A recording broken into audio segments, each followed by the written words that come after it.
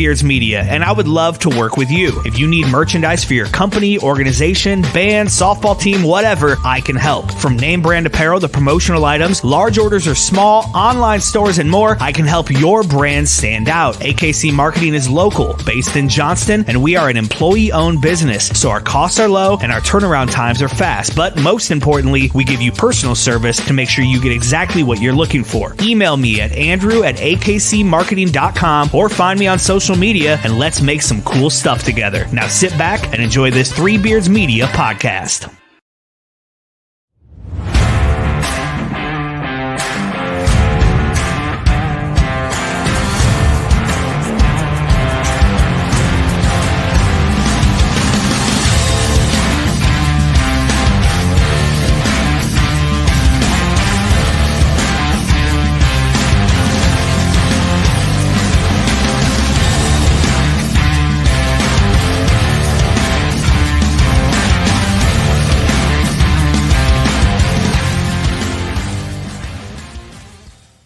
Welcome everybody to a new episode of False Starts. I am your host Chris Shipley with my co-host and friend Bill Blank.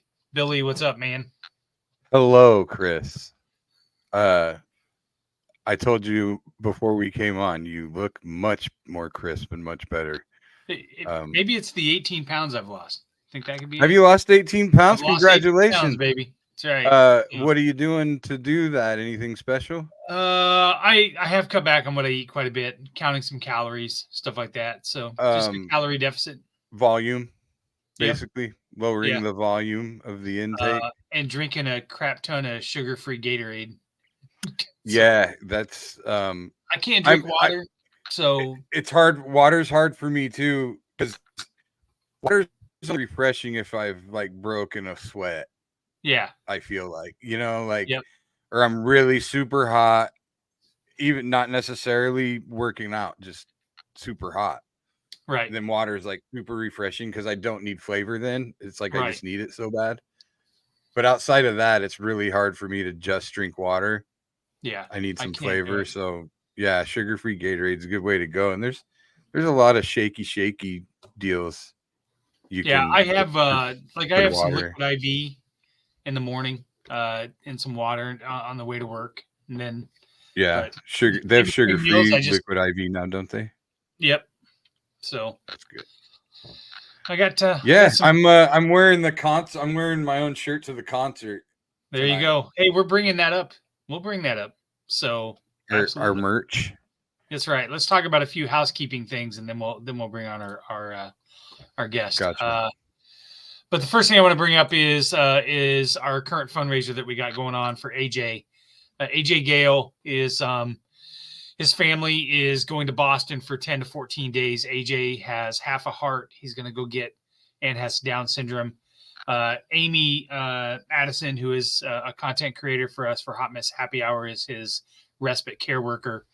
So they needed some funds for this trip. So Three Beards Media, Green Beret Realty, and Teddy Holly at Alpha Ventures combined to match dollar for dollar, almost up to $1,700 in donations. And we are sitting at almost $5,700. And I would love to be able it's to like over for that's almost 58. That's 57.45. So we would love to get to the goal of 6,000. So if you're watching, that's only $255 away. That's right. Nothing. That's nothing. You can go to our Twitter account and our Facebook account. It's pinned at the top.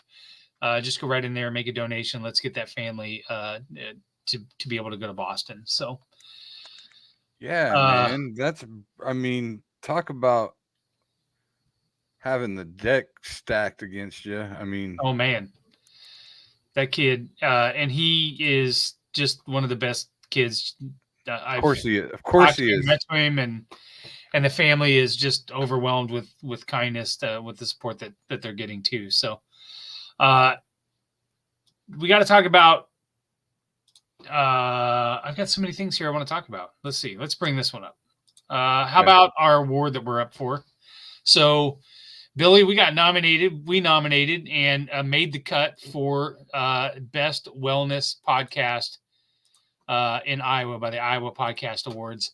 Pretty proud of this one. We've worked really hard at at making this an important venue for us.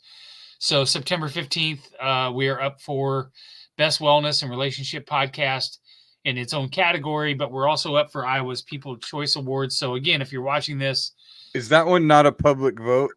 No. So this one is one based off of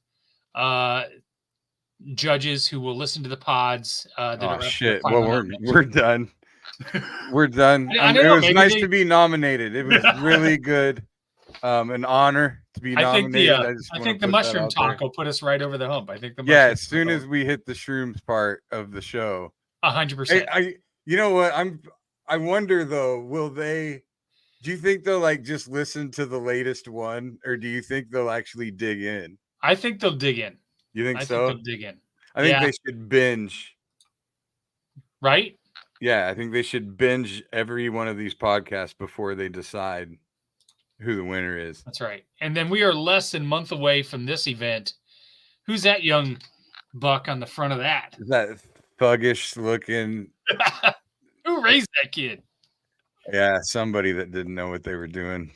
Pretty obvious. So Three Beards Media is a proud primary sponsor of the Absolute Pro Wrestling event that's going to happen at the Rec Center in West Des Moines on September 14th. You can get tickets. You can contact Absolute Pro Wrestling, get tickets, go watch Billy's kid, Jackson King. That's right. Jackson King. That's him in the front. That's right up front. The Des Moines zone. They're really counting on him to sell tickets. So let's. Yeah. Well. So I am super excited to go watch it. Honestly, it is. It's so fun, dude. Like, I hadn't watched wrestling in so long, since my kid got older, and I'd watch it with him when he was little or whatever. But like, I've been so far removed, and to go watch him now and like go with a big group of friends that have all watched him grow up. Yep. And suspend belief, like, and get totally into it. It reminds me of like medieval times. Yeah. That's what pro wrestling is kind of. It's, you have the white knight and the black knight. There's good and there's evil, and there's clear cut sides, and you want good to triumph, and sometimes they don't, and like it's so it's gonna be fun. I'm taking the boys. The boys have never been to a local, like, I've never been to like a local wrestling show like that. The best way to put it is indie, yeah. So I am super excited to take the boys. Because these guys are from all over. So they wrestle everywhere. But we're gonna tear the house down. I'm super excited. Yeah, I'm gonna get some front row seats so I can like scream at your kid. Tell him what a douchebag he is.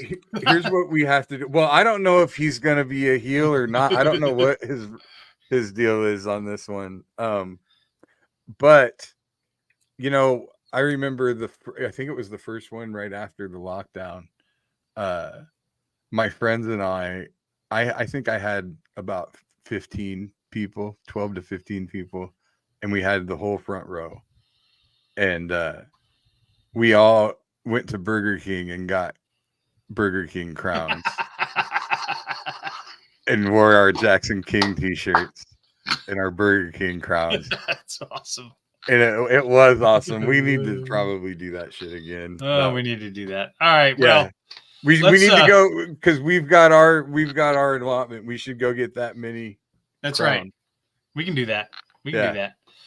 All right. Well, let's do this. Let's introduce our newest advertiser. We're so excited to have Green Beret Realty, Dan Douglas, on the pod and a sponsor. He stepped up, is sponsoring all of the Three Beards Media podcasts. So let's go ahead and play his ad. And then when we come back, I'll let you introduce our guest. All right. Let's do this. In 2023, a crack Green Beret named Dan Douglas retired his military command and promptly escaped to a full-time career in real estate. Today, this man is wanted by home buyers and sellers who want to survive the process without spending a fortune.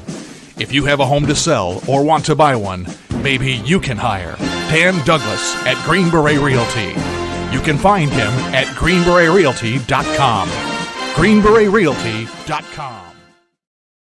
Swear to God, that might be my I favorite love ad I've that ever made. commercial. I love that commercial. When we started talking, I immediately started envisioning somehow we got to rope in the A-Team theme somehow. And my buddy, did you make that? yeah. So my buddy Dave That's Campbell, who used to work dude, in the you did a radio great business, job. who worked in the radio business, did the cover, did the verbiage for us. He's cut all our new ads. So yeah, so I spliced that together and pulled that together. So that was outstanding. Yeah, it's so good. All right, man, bring on our guest.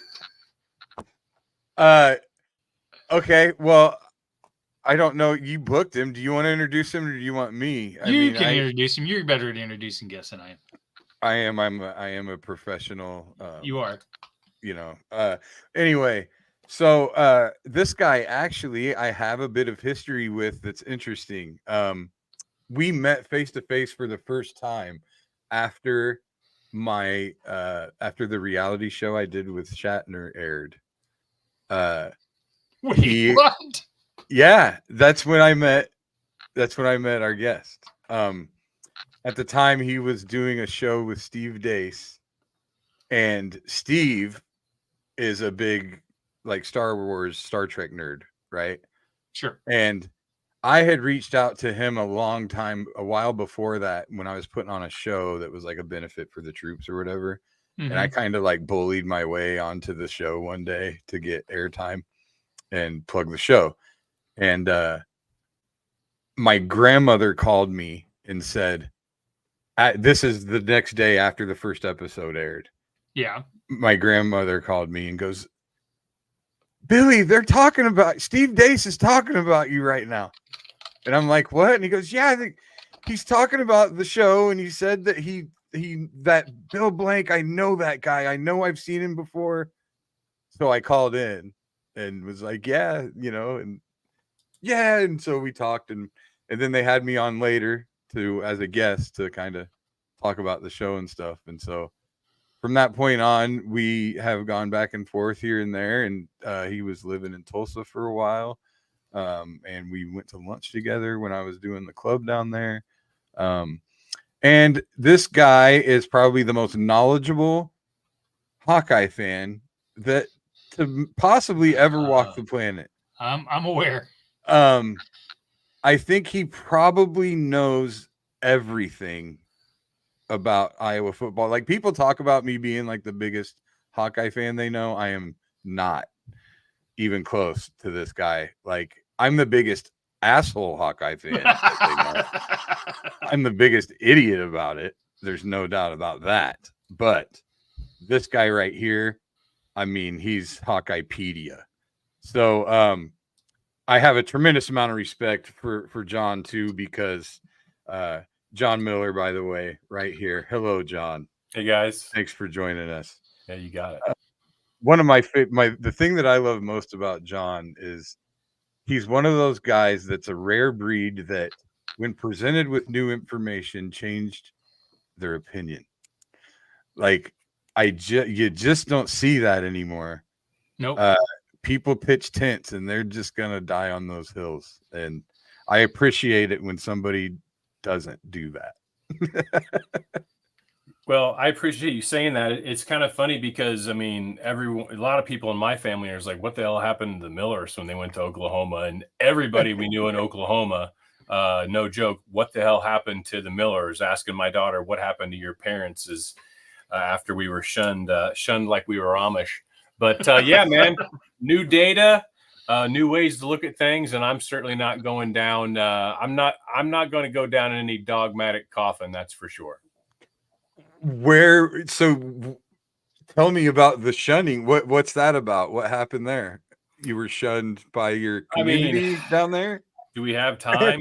We've got all the time in the world. I want to know Right. this story. This is interesting. I didn't know anything about this. Well, yeah, this is going to open up a lot of cans of worms. Let's fucking go, baby. I was kind of wanting to talk about psilocybin and MDMA, but we can do that. We will get there, buddy. We will get there. But so yeah, so you know, when we went down to Oklahoma in 2013, that was literally on the heels of me coming out of the darkest period I was ever in mentally in my entire life.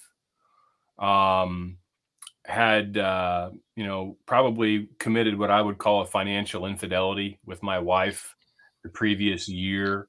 I fancied myself as an entrepreneur, and I am, but I fancied myself as a CEO. I was incredibly arrogant, self-righteous, thought I knew everything about everything. And I didn't realize that P.T. Barnum probably wasn't the accountant for the circus. Right. Yeah. That, and I found out the hard way. Long story short, I always had an unhealthy belief that I could out earn any of my mistakes, and I always had until I didn't.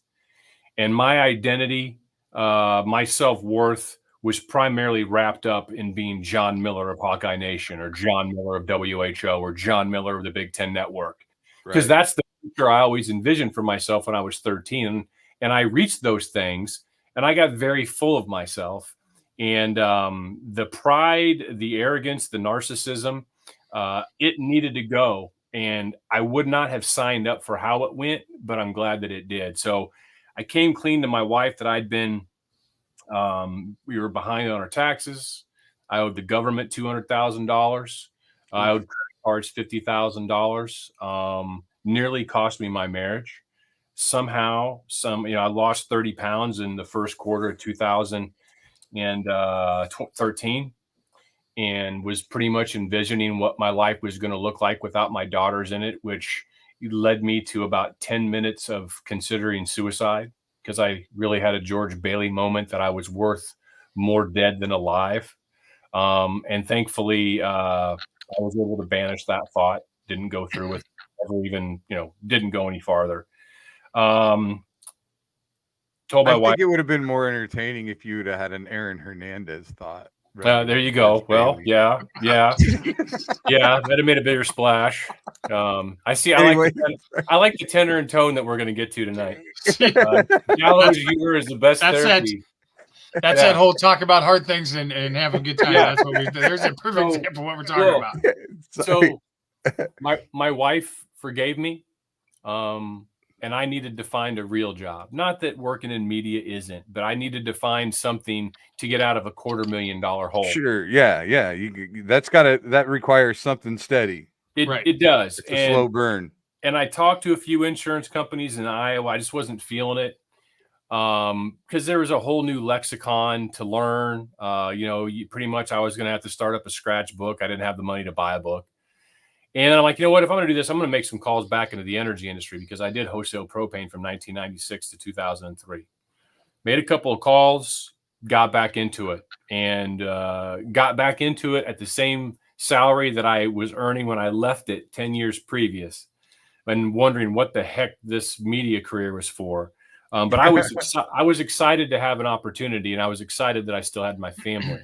Yeah, sure. And we moved down to Tulsa, Wausau, Oklahoma. And for the 3 months, we rented a 1-bedroom furnished apartment. All of our stuff was in storage the whole summer because of a house that fell through when we moved down there. But we were happy. There wasn't anything that could knock me off that hill at that time, because I still had my family. Yeah, and I was so happy that you put it back together. Yeah, absolutely. Everything else, as I went through that very galvanizing situation, everything was revealed to me. Like, this is what matters. My wife even said at one point in time, because she was like, have you considered bankruptcy? And there's nothing wrong with bankruptcy. Right. But I said, but my answer was wrong. I said, I don't want to file bankruptcy because I don't want people to find out about it. And this is after she forgave me, and she got pretty pissed. And she's like, John, when are you going to start caring more about your family as opposed to what people think about you? And I haven't answered that question. It was right then, right at that moment. And a very freeing experience that.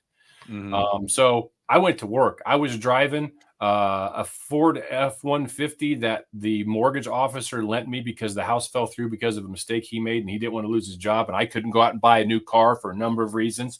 One being you can't have a new vehicle when you're going to try to get a house.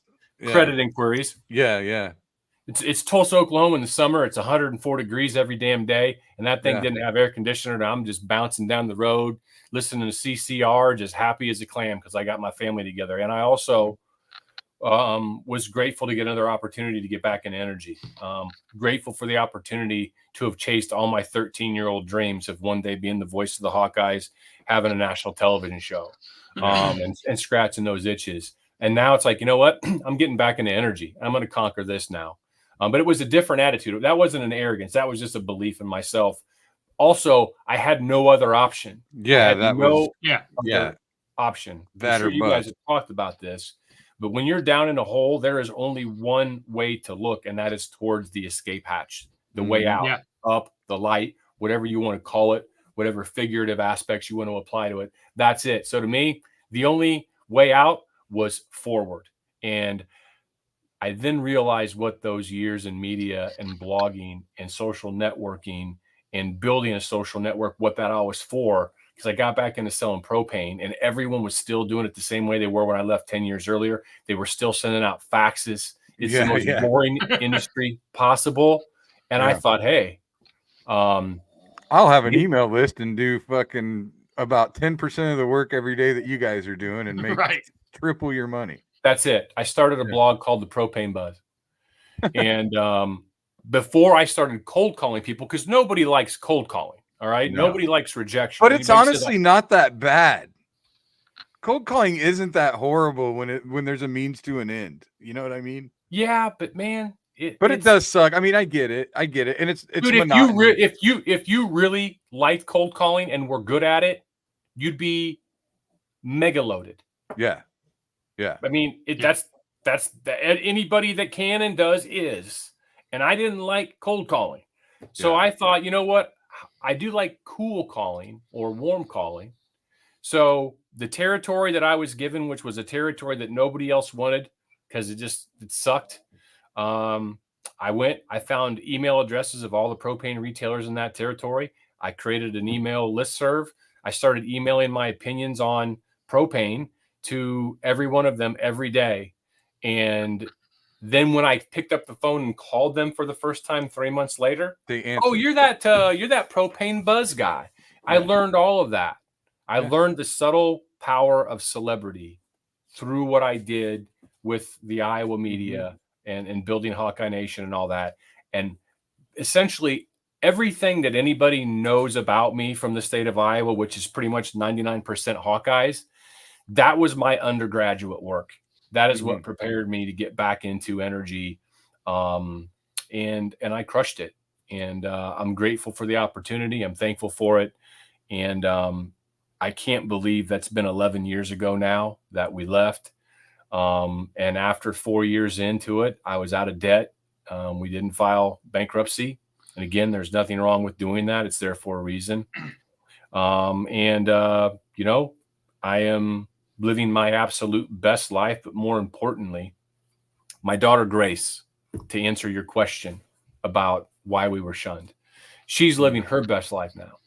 At the age of 14, this is 2017, we had found her diary. Everything I'm saying, she's already shared in a podcast with my wife that's available to the public, so I'm not talking out of school. Oh, okay. We found her diary where she was self-harming and she was a little suicidal ideation, and we talked with her about that.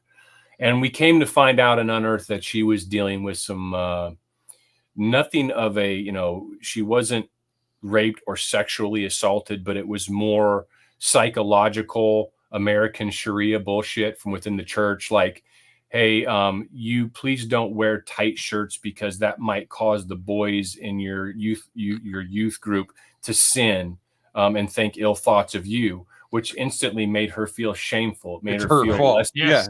Made her feel like it was her fault. Which that is the number one thing that happens with abuse. This is, you know, and I've talked about my own experiences before. I understand the number one thing that I understand that goes across the board. I don't care how it happened, is the shame, and the shame is what gets exploited. So that makes it triple horrible. Yeah, especially for a child at that age. Right. Right. those developmental, where they already feel awkward. They already have a lack of self-confidence. They Right. already don't know who they are. Right. Go ahead. Yeah. I'm sorry. No. Please interject because I'm an airbag. So that was one thing. There were several other things, and it was traumatic. It was church trauma.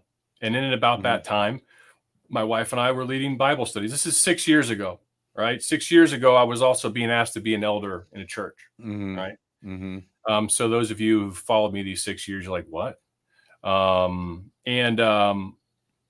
was out of town one weekend on a propane convention, and my wife was going to lead the marriage class that weekend, and she did.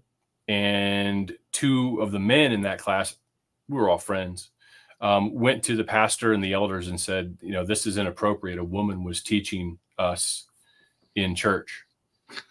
And the pastor reached out to us, and I said, well, you're going to need to come to my house and talk to me about this. And he did. And he said that we don't allow that because we don't believe that's biblical. I'm like, wait, let me make sure I'm clear. You don't believe that a woman teaching in church is biblical? What is your justification for it? And he gave me a couple of verses from Paul. I think it might have been in Corinthians. But it was, Paul, was, in Corinthians. If it's not Corinthians, sue me. But it was Paul was wrote a letter to one of the churches that he'd founded. And that church, some of the women in that church had sort of fallen back to their pagan ways, if you will, according to the Bible. And my viewpoint is Paul was speaking to those women. He wasn't speaking about all women for all time, which is the majority of the human species. And this church said, yes, that's what we believe. And I said, you guys are crazy. And at that juncture, so in this Bible verse, he's saying to these women that were stepping out, right? Yeah, he was saying to them, you don't get to say shit to anybody about anything. Basically. Yeah, we don't want you women to speak up in church because you need to women back don't in line with the program, right? Right. So this was all, so that was another crack in the armor, and then that led me to for the first time in my life, I was so angry and bitter over what had been happening with my daughter, not realizing that this trauma very likely led to the onset of bipolar 2 disorder for her, which we would deal with and nearly lose her just 2 years ago. It led me to finally say, is profanity allowed in this program? Yep. Oh, absolutely. Okay. It finally led me to say, fuck my fear that I've been indoctrinated with since I was a child, since I was hearing Jesus loves me, this I know, for the Bible tells me so, sung to me by my mom before I even knew what the English language was. And I don't blame my parents because they were also the children of indoctrination. Yes. And their parents were, and their parents were. I thought, if you want me to blame anybody, I blame Emperor Constantine's mom in 325 AD and Roman Emperor Apollonius and the Caesaropropism that he instituted in 397 AD, or CE for the real ones. For the real ones. Yeah. So I started to look into things because I know I didn't even care about the fear of hellfire and damnation, which is why I never questioned anything ever. There were periods of my time, and this was when I was on the air doing the John Miller Show and also Miller and Dace, where I would just ask friends who were really plugged into the political world, and I could give two craps at that time. Hey, tell me who to vote for. Oh, vote for this guy. Okay. That's kind of how religion was for me. Oh, this is what I was taught. This is the truth. This is what it is. Until I started looking. Yeah. And that's my hang up almost exclusively is when you come at me telling me, well, if you want to know the truth, I'll tell you, like when you use the word truth for something you can't prove. Correct. I'm done. I'm done talking to you. Right. Well, because then you ask them, well, what's your proof? And they'll say, well, the Bible. And that's like taking a power strip and plugging the 3-prong cord of the power strip into one of the power strip things and think you have electricity. It's It's a negative feedback loop, circuitous narrative. So for me, that was just 5 years ago. It's 2019, and really, thankfully and gratefully, our entire family. I didn't lead them. I didn't tell my kids, "You're not going to believe this anymore." I said, do your own research. Look at it here. Here's what I found, but you do your own. Wife is the same way. My wife was ahead of me as well. And this isn't to come on here and just bash people's faith. No, the point of this show, John, is that there's no one way to take care of your mental health. There's no one size fits all thing. If the church is what makes you sleep at night, then good for you. As long as you don't use your church to tell me how to live, as long as your religion puts the restrictions on you and not me, like we're fine. Right. We've had a minister on here who's a friend of mine who I've stayed in his house. He is a person that believes things that I don't, but he also is the closest thing to being what a Christian's supposed to be that I know. You know what I mean? Like, he doesn't judge people. He doesn't. He believes. Like I think he's never come out and say. I think he believes gay people are going to go to hell.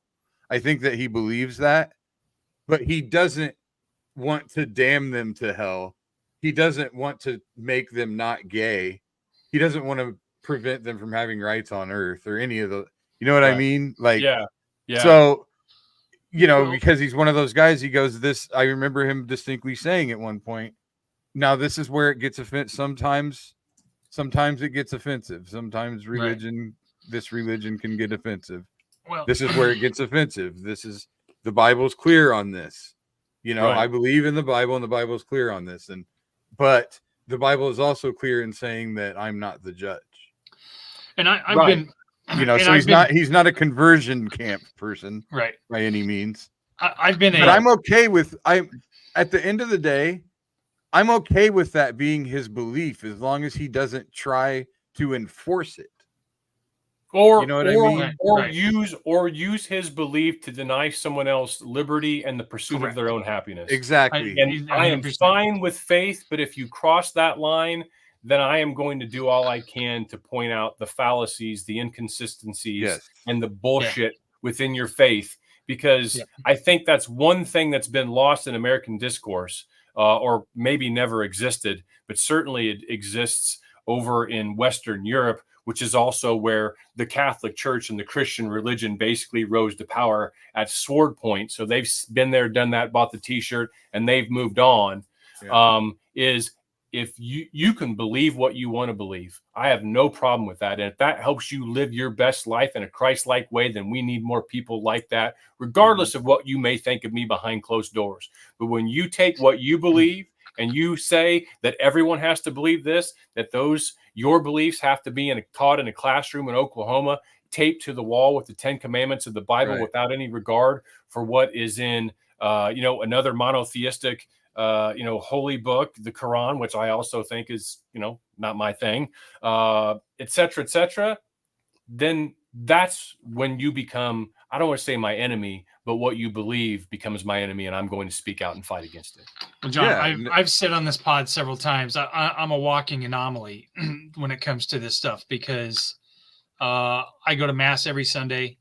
I'm very deep in my faith. But I am probably the least Catholic person that you will meet. I don't believe half of what they want me to believe, because I just don't believe in a God that believes in hatred and not kindness. And I'm not saying that that everybody I go to the Catholic Church with is like that. But I told Bill this in February. I went to a men's retreat. I do this men's retreat every year. I talk about my story. I talk about cancer. I talk about my healing and what you said earlier, right? I had one option, which was to go forward. And I believe that God helped me with that. But I also say in that witness that I give, I'm not your typical Catholic person. My son is transgender. I love him unconditionally. Nobody will ever convince me in this church or others. And I know that there are people in this room with me right now that believe that he's mentally ill and it's a sin. And I don't care what you think. And I struggle your with that. son's not trying to box other women Right. in front of God and everybody. But I struggle. Fair. All of a sudden, I give a shit about women's rights when it comes to combat sports. I hadn't even thought about that. But I struggle every day with being in a faith that I care about, that the majority of the people and the majority of the dialogue is. So why do you fucking care about it? Like, is it just? I don't care about it. I'm saying I struggle with. Right. Yeah. I struggle with the other things around me. I'm perfectly fine with where I'm at. Why do you have to keep going to the Catholic Church? Why do you have to keep going there? Why can't you go find a religion, a church that more closely fits how you think? Because it's got to be out there. It's got to be. I'm sure it does, but because. Are you afraid you'll go to hell if you don't stay Catholic? Not at all. Not at all. Is it a tradition and a comfort? I take comfort that brings you close to your. I take comfort in. I believe that Jesus comes in the Eucharist. I believe that Jesus is there for me, and I also believe that Jesus. That there are hundreds and hundreds of and thousands of examples where men have twisted Jesus's teachings for their own personal gain, and I know where it is for me, and I take comfort in taking the Eucharist. I enjoy going to Mass with my wife. I enjoy the music. I enjoy, and I like. Really, you Father enjoy the Kirby. music at the fucking Mass? I do. You are white as fuck, dude. No, dude, like I respect that because there are things, the community aspect of it I somewhat miss. The fellowship. Yeah, everybody loves a little fellowship. You can get that in a barber shop quartet. You can. You can. I just for me, any organized religion, I'm out. That's where I'm at. I'm still very spiritual. I mean, whether you call it a prayer or what, I do that on a very regular basis, almost nightly.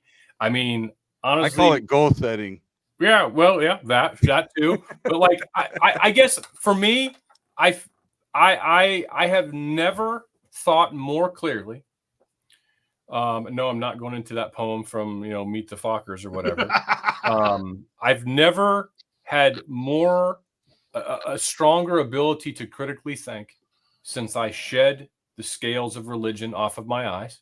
Right. I have written hundreds and hundreds and hundreds of pages on faith-based essays, on spiritual essays, on if I believe there's a God, I think he's a scientist, and I can tell you why. And the TV show Lost is what led me to that. Wonderfully entertaining hypothesis. I just love to question, but here's the best part of why I love me right now more than I ever have. I don't fucking care what the answer is. I don't need an answer. I'm perfectly content, marinating in unknowing. That's 100% where I've said that over and over on this podcast. That's I don't understand why people can't just admit they don't know and leave it at that. Right. Because honestly, Bill, like if hell's real, okay, which I don't believe that it is, but if hypothetically, let's say that it were real, even though it is a probably 3rd or 4th century invention. To control people. It wasn't around in any biblical. That's what I feel like religion really is anyway. It's a way. I think everything was bred from a way to control your kids when you're not around. It's possible. It's like it's just like Santa Claus, right? 100%. God sees you when how can we have Santa Claus all the time? Right. Well, right. God. Exactly. So I if hell were real, that is not a God that is worth my veneration or worship. And they'll say, well, John, you've been given free will. You tell me, what does free will sound like this? I love you so much. I want nothing bad to happen for you. I don't want you to be away from me.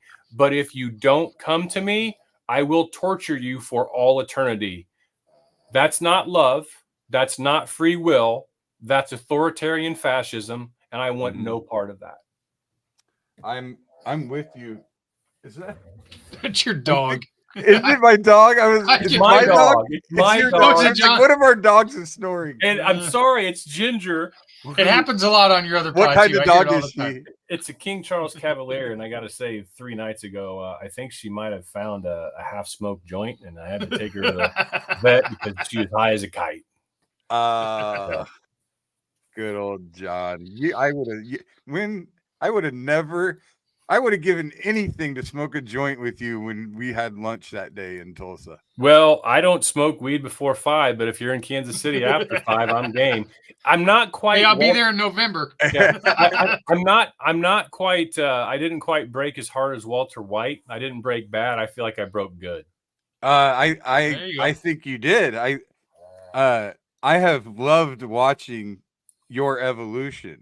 Like, you are everything. Like, I think I mentioned before we got on about the storytellers thing I did. I'll send it to you after so you can watch it.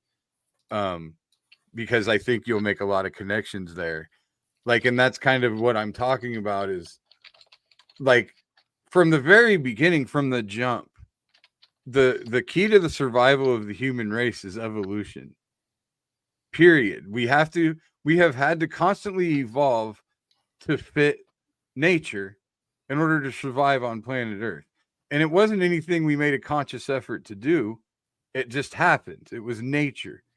Well, as time goes on, I think that evolution becomes more of the brain than physical characteristics, or, shedding the gills so that we breathe on Earth, if you believe we used to be fish, or whatever, all those things. I think that evolution is, I think our brains evolved as well, but I think that as time goes on, we were eating psilocybin mushrooms on the savannah and our brains blew up. Yeah. Stoned ape theory. It's what? The stoned ape theory. That's a real theory. It's a real. That's a real theory. Yeah. Oh my God, dude. Yeah. Yeah. See, I have to smoke weed after 5 with John in Missouri so that we can talk about things like the stoned Look, ape you know what, theory. Bill? I'll send you a link to some of my writings. These things aren't going to see the light of day until I retire in about 4 or 5 years. Then for my last act, I'm going to be doing what you guys are doing on a jack of all trades type of podcast, and also writing philosophy books. My only intended audience is for my daughters, and to leave them a guidebook on it's like this book I wrote for them a couple of Christmases ago. Dad's wisdoms. It's about 100 pages long. Just things about life, and I just have a firm handshake. Yes. Like, there's always another exit. There's always another deer, but then you can take those things and extrapolate them into analogies for life. And I just, I don't care about if those are ever read by anyone else per se. Mm-hmm. I don't need any more slaps on the back. I don't need any more name and lights. If anything, I will be doing less of these things going forward, not more, until I do it for myself. But I want to interview people like Neil deGrasse Tyson. I want to talk particle physics with them. I want to talk Large Hadron Collider and the Higgs boson and things like that I'm fascinated by, and I write about every night, that causes my mind to expand, and it breaks out of these boundaries that I lived in for the first 49 years of my life, and I want to spend the rest of my years limitless. And I feel like you've almost had this rebirth to where, like, you sound like when I first started smoking weed when I was like 16. Dude, but I'm sober. I haven't smoked any today. And no, I know, but I'm saying, like, what I mean by that is, like, there's this childlike rebirth. It's like you have this childlike view of the world. You're seeing all these things for the first time. Yes. So it's like you're a child again. Yeah. No, I believe that. Well, and it's so fun. It's fun to watch. Well, yeah, a 53-year-old big man child, but we talked about psilocybin earlier. My wife and I did shrooms together last June. Awesome. I was just gonna ask you. Yeah, Yes. and you talk Chris. about the rebirth. You talk Yeah. about the neuroregenesis and the neuroplasticity that our brains have, and that when you take psilocybin in a controlled setting and safely, Yeah. and you take a large enough dose to break past that default mode network, there are regions of our brains that communicate with one another that haven't communicated with each other since we were children. And we were doing things like picking up pears and getting stung by wasps and being scared of wasps for the rest of our lives, which I was, because our default mode network is there to protect us as an evolutionary benefit, and it makes shortcuts. And sometimes it makes fucked up shortcuts. Because if you grew up in a home with a racist parent and they said, end this, end bomb that, then you grew up seeing that, instantly thinking that, and that is not a good thing. And that's just one example of the downside of the default mode network. And what psilocybin does, it allows you to achieve escape velocity, break past that default mode network nanny freaking state that we have in our own minds. Different parts of your brain begin talking to one another again, and you actually you can change your life. You can change your mental health. The studies that they're doing right now that they should never have stopped doing 50 years ago, except for fucking Nixon and politics and having the war on drugs, like marijuana ever should have been a Schedule 1. Psilocybin, different story, but psilocybin shouldn't be a Schedule 1, because anybody that says that psilocybin's addictive has never done psilocybin, and they're idiots. Because the last thing you want to do the next day after you do psilocybin is do more psilocybin. Yeah. I mean, that's also like once a year marathon. It also is, well, and that depends on how much. I mean, how much. Usually I always I'm a 2.5 guy. I always found with shrooms, it was, if you ever did acid, no, acid's a 12-hour deal. Like one hit of acid, that's a 12-hour deal. Yeah, I'm out. Yeah, I haven't. Shrooms is more like 4 or 5. Yeah, and if you've done acid, shrooms is not a marathon at all. It's a short little trip. Yeah, it's good enough. So like I've always preferred shrooms. And you're right about it's funny, like when you describe the way your brain communicates, because another thing about it, they can't be addictive, because when it comes to psilocybin or anything that makes you trip, your body builds an immediate tolerance. So if you take 2.5 grams one day and you take 2.5 the next day, you'll feel nothing. Yeah, the efficacy lowers for sure. So you have to take more and more and more. Yeah. And nobody's ever going to do that. No. Not going to happen. Yeah, I mean, and I still haven't drank since 2006, and I'm never going to. It's like, it seems stupid now. Yeah. And that's what's great about shrooms. You microdose and go to a concert. You don't need alcohol. You feel great and you drink water. I've only done it twice. And it's like a once a year thing. My wife and I did it again this summer, and probably won't do it again until next summer, but we did MDMA this summer, and that was really beneficial for us. See, that I haven't done yet, and I would love to. What it just brought us, people say, oh, MDMA, you're probably just rolling around the sheets all day. It's like, no, man, we connected on an emotional level that we really never had connected on. It was really powerful, and it was fantastic. Would you go to an ayahuasca retreat? Nope. You wouldn't do that. No, not for me. I think I've done the. You've reached the limit. I hate the word psychedelics. I prefer entheogens. MDMA and psilocybin are probably the only two I'm going to do. I am fascinated. Have you probably heard it? Is it Shane Wells, that psilocybin psychedelic comedian? Shane something. You would like him, I think. I don't know him. No, he gives some explanations to DMT trips, like, and you see that on Rogan.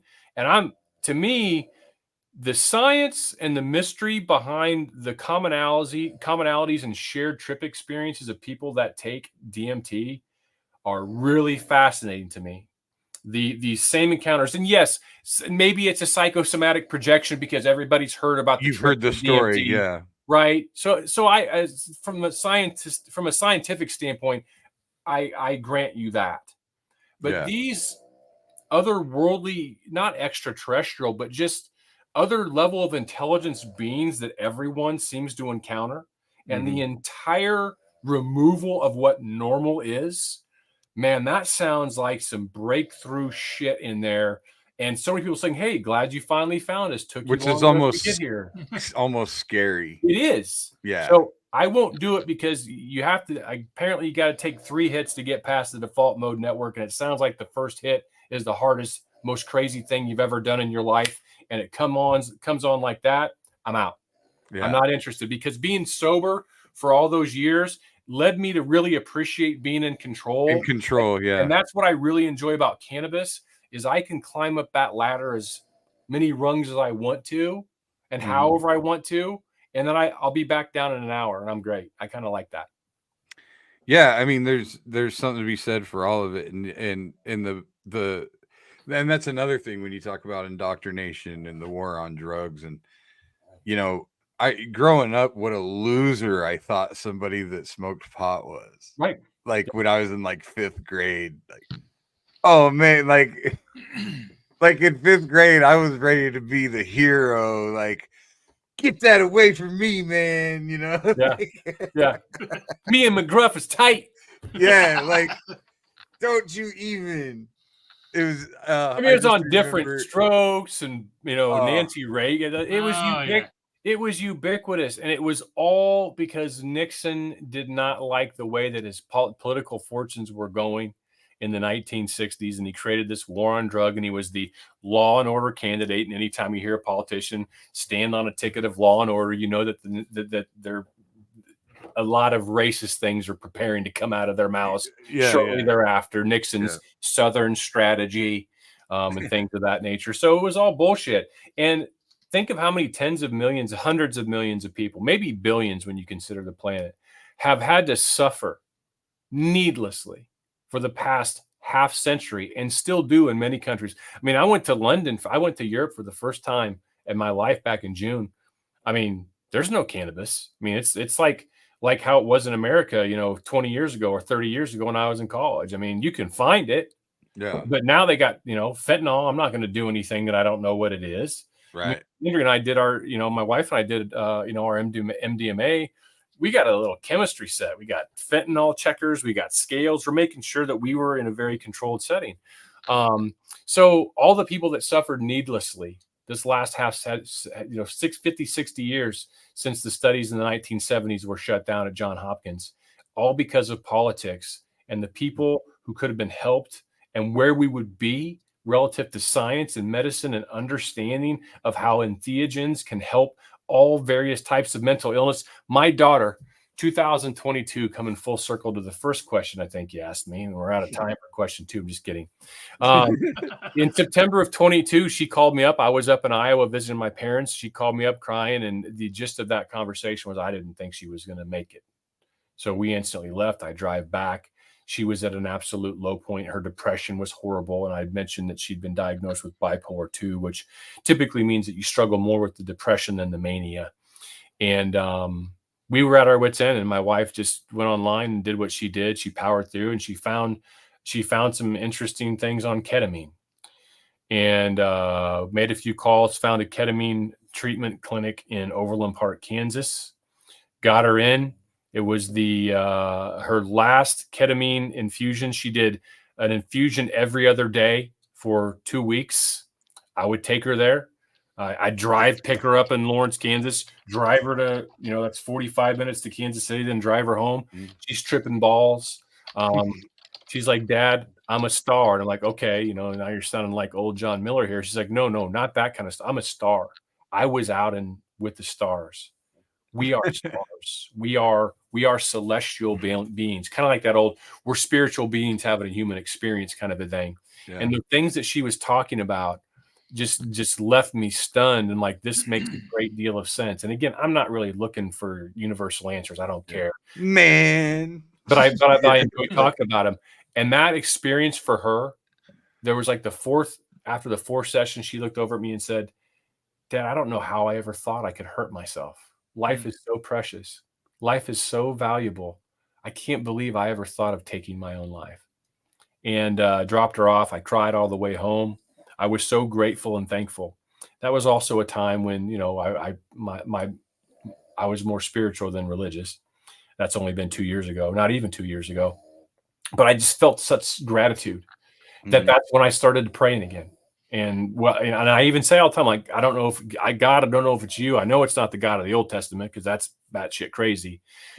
Jesus, I can buy you the consciousness of Christ in the universe. Maybe we call it Christ. Maybe in another planet they call it blah blah blah or whatever. There's a prime mover. There has to be, until science proves otherwise. Seems like it. Which is why I'm okay with people who are very religious that are skeptical of evolution as the only answer in the Big Bang, because where's the prime mover? It's not a satisfying answer that there always just was, or there was nothing and there was something, because we can't replicate that anywhere else in science. And God could be responsible for evolution. That might be the whole fucking deal. Right. Like look at Clash of the Titans, when Zeus would just put the little figure on the thing, and you know. But who was the prime mover for God? Yeah, exactly. Who made God? Who made God? Who made God? Who made God? Yeah. And that is a mind blower. It's like the old days when we were kids. You plug the video cord in your television, you point it at the TV, and it's infinite. Right. Or you're standing in between two mirrors. 2 mirrors, yeah. It never stops. Right. Which then makes me think, is this all just a program, a computer simulation? But that means there's a computer programmer, right? Right. And then you start to think that time may not be linear. It may already be played out, and then that's when the mind blows, and that's when the weed goes, and that's when the magic happens with the keyboard. Let's get a quick break, and then let's come back, because I got to get this break in. What? I just missed that phase of my life when I didn't smoke weed to feel normal. We're 5 minutes late on you. Normally we take the break when he gets to the mushroom talk. So that's usually when I know we need to reset. I'm not judging. Just so you know, it's a tradition on this show. There's a clock on when I will bring up shrooms in every show, because I believe in it when it comes to mental health. Yeah. But there is also a clock on when Chris will bring up this fucking men's retreat and how he gives his testimony every year. That's so right. We're in the same. We're in the same wheel. Chris, right. I mean, are we talking in the show now, or is this when the ads are playing? No, we're about to go to him. I just interrupted him. Okay. Nope. I'm gonna play this ad and then we'll come back. Making great tasting bourbon requires the perfect combination of ingredients, conditions, and time. The longer it rests, the better it tastes. Revelton Distillery's new single barrel bourbon is made from 80% corn, sourced 100% from Iowa farmers. And unlike mass-produced bourbons, each barrel of Revelton's single barrel bourbon is unique, proofed on when it tastes best. As they like to say, it'll be ready when it's ready. And to ensure the highest standards of quality and flavor, owners Rob and Christy Taylor oversee the production and bottling. Every single barrel. Iowa born, Iowa aged, Iowa bottled. Try the new single barrel bourbon from Iowa's own Revelton Distillery. ReveltonDistillery.com.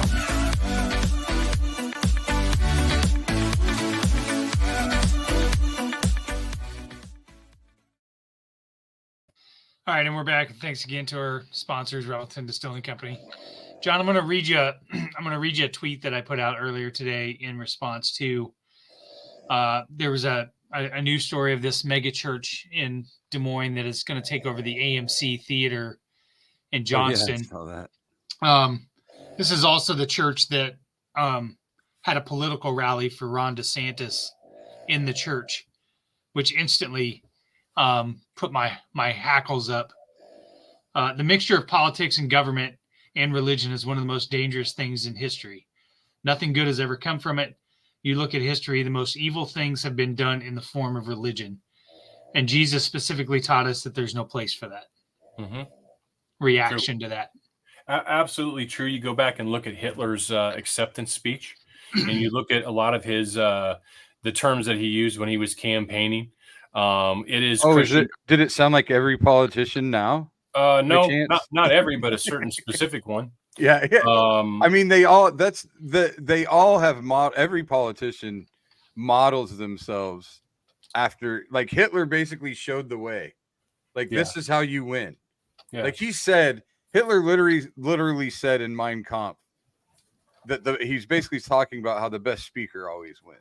And he says, I'm going to be such a good speaker that I'm going to be able to vehemently lie about my enemies and everyone will believe me.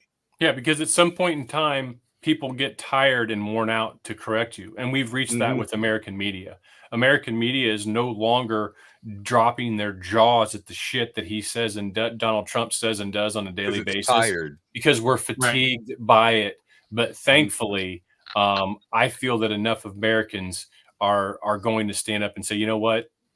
This is bullshit. We're not doing it anymore. A lot of people that have voted Republicans their whole life. I voted straight ticket Republican my entire life until 2020. It's the first time I ever voted for a Democrat for any race in my life. I do not consider myself a Democrat. I proudly checked the independent mark when I registered to vote in the state of Missouri here, when I just recently checked it again. And wasn't registered, by the way, which is really interesting, even though I voted in 2022. When you combine politics and religion, that's when people get hurt and that's when people die. And the things that, the aspects of Project 2025, apparently some of these guys, I think some of these politicians are the kind of guys that were masturbating to The Handmaid's Tale. It turned them on so much, those scenes in the commander scene. That's the world that they want to live in. Yeah, and I love the way you put that, because I would have said like, hey, that's the guy that fucking jerked off to whatever, like just the eloquence, the difference in our eloquence in saying the same thing. Like I've actually said to somebody, I think you should just go jerk off with a belt around your neck and see what happens. Like, yeah, it didn't work out really good for the NXS lead singer, did it? Nor David Carradine. Robin Williams. That one's up in the air. Yeah, not sure on that one. But if you've seen World's Greatest Dad, anyway. Yeah. It's a historically bad mix. And what breaks my heart and scrambles my mind is the number of people that I've known for 40 plus years of my life. And I'm 53. In some instances, nearly every single one of those years. What they now believe to be truth, what they believe about other people because their leader is telling them these things. And it's disgusting. And the number of families that have been torn asunder over the past 6 to 7 years because of cult-like worship and veneration for one of the least worthy persons in the history of this country to worship and put on a pedestal. I don't get it. I never will. But then again, part of me does kind of get it, because I believe a lot of these same people suspend disbelief in so many other aspects of their lives that it's very simple for them to do it now. And it's easy for them to believe that their way of life is threatened. They're coming for them. Yeah. Tim Walz put tampons in the boys' bathrooms, which of course he fucking didn't. They're putting cat litter boxes. That's furries, which of course they fucking didn't. Use your goddamn brains. Right. And that's the kind of stuff that I get really pissed off about. Yes. Yeah. Agreed. And I actually was just saying this on stage recently because I saw this meme, and it's funny because it's one of those things that I've said knowing that I was hoping that I would get to a laugh out of it. Not that like this would get a laugh. Right. Like it would get more of a knowing, like, yeah, which it does, but I still haven't figured out how to get it to a laugh. But essentially I saw this meme that it's a map of the country and it's all red. Right. And it says, the funny thing about these memes is you almost can read them in a Southern accent every time, and it works. Yeah. It's like you automatically go to that, and that's not fair to Southern people, by the way, but to some. But you know, if you do overlay the state by state average ACT score and you cover it in red, it's a fucking flat circle Venn diagram. Yeah. And so flat circle Venn diagram. So I said, this meme, it's all red, and then it has like some blue dots like on the coast and like, Chicago-ish. Yeah. And Yeah. it's like, there's no blue states. There's just a handful of big cities telling the rest of us how to live our lives. Right. And even though the land doesn't vote, but I do want to make one thing clear. That's why the Electoral College exists. But well, the Electoral College exists because of racists and slavery, Yes. and it's no surprise that no other democracy in the planet adopted the Electoral College. It's a purely American racist relic. But I want to be clear. I'm not, the things I've said here about politics. I'm not talking about Republicans per se. I'm talking about MAGA, the MAGA party. Right. I hope that the Republicans need to take an L this time around if they're ever going to get their party back. If you don't, if you keep just going with it, just hoping, you're never going to come back. Your only chance to be a party again is take the L. Stand with the Democrats to defeat Donald Trump and MAGA. Donald Trump and MAGA will never be a threat again for a presidential election. There'll still be some MAGA candidates in the House. You'll still have your racist districts around the country, and the Marjorie Taylor Greens are still going to be there.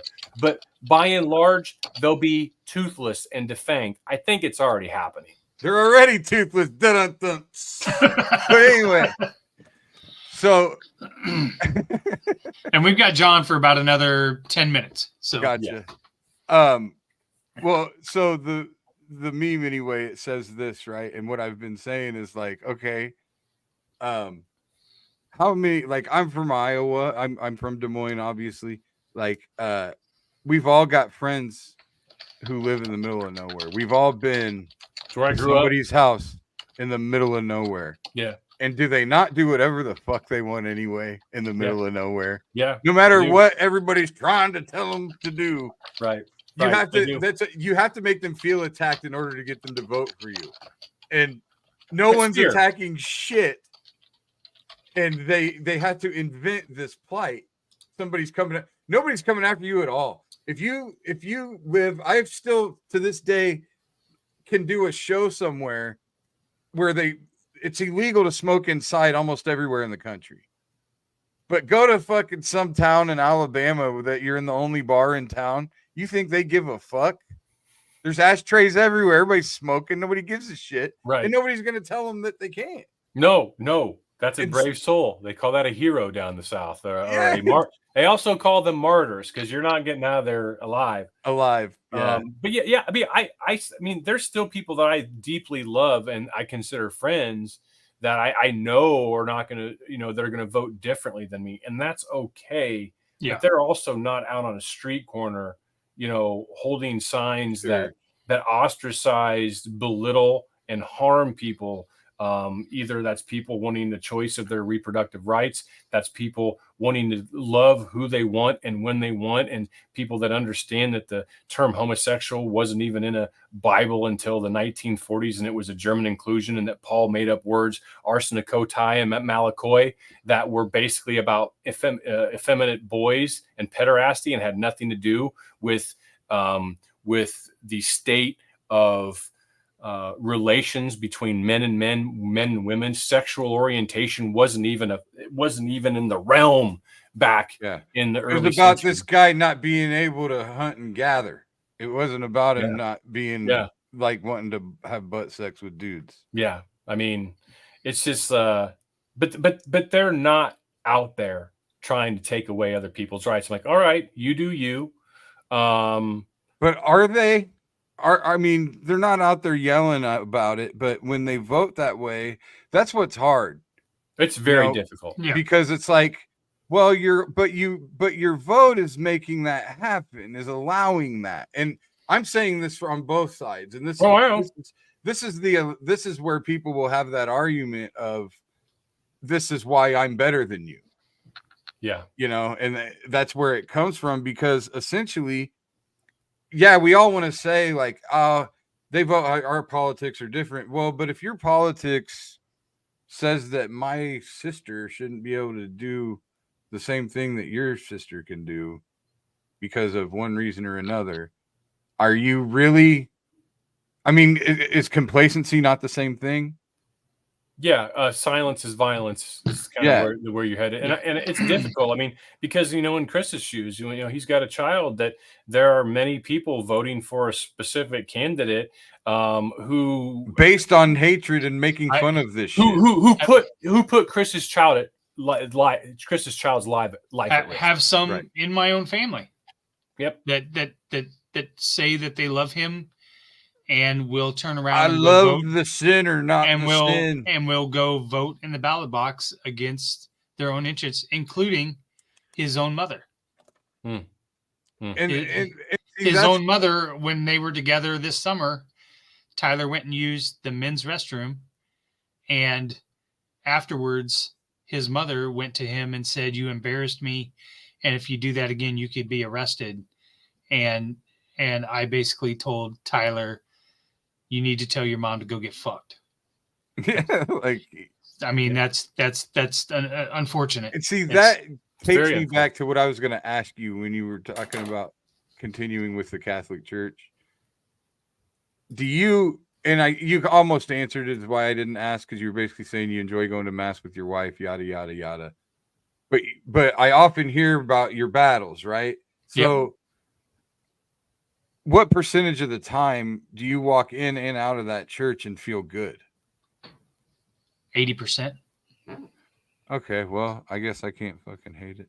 And and I'll tell you why. I'll tell you why I don't leave. Because deep in my heart, I know what I feel is the way you should feel, and I'll be damned if I'm going to let them drive me out. Yeah. Yeah, I mean that. I just wonder, like. I just feel like you can do a lot of the stuff that you enjoy about it. And also, if me being there makes them uncomfortable, all the better for me. But you could also just take that 20% out, start your own religion, and never have to pay taxes again. Yeah, that's what Jeremy said. Start Church of Chris, tax exempt and accept everyone. That would 100%. Be me. So, all right.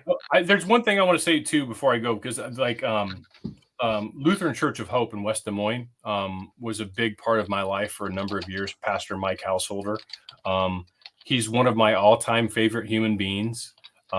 He played a role in my still being alive and not going through some things that I went through.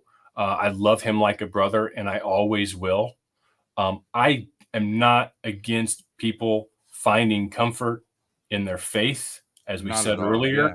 It's just that when you begin to use that faith as a weapon, and that takes another person's liberty away from them. It's that old phrase that a Supreme Court justice had a long time ago. Your personal rights and liberties end where my nose begins. Like, as opposed, like, I can swing a fist, but once you swing that fist and it hits my nose, you've violated another right, and you don't have a right to do that. And that's how I see religion.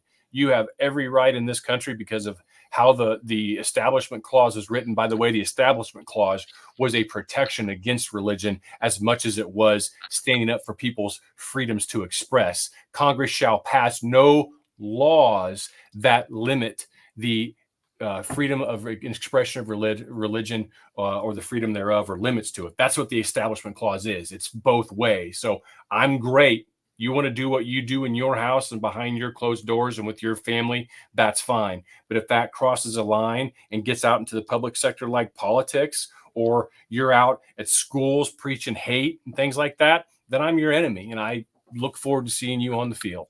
Yeah. Or if behind closed doors you're fucking your kids and saying God told you to, or you can't do that. Well, I don't know that anybody in the Southern Baptist Convention is going to see this. Well, I'm not surprised that this was absolutely not a drag queen. Phenomenal, right? John, I really appreciate you coming on. I'm sure you remember you were on Old Man Strength a couple years ago. And I've just always admired your progression and your perspective and your friendship. So I appreciate you coming on. Thanks, everybody, for listening to the Three Beards Media Network. John, Bill, if you'll stick on really quick, I want to ask you something after we get off the air. Otherwise, everybody, thanks a lot. Have a great night.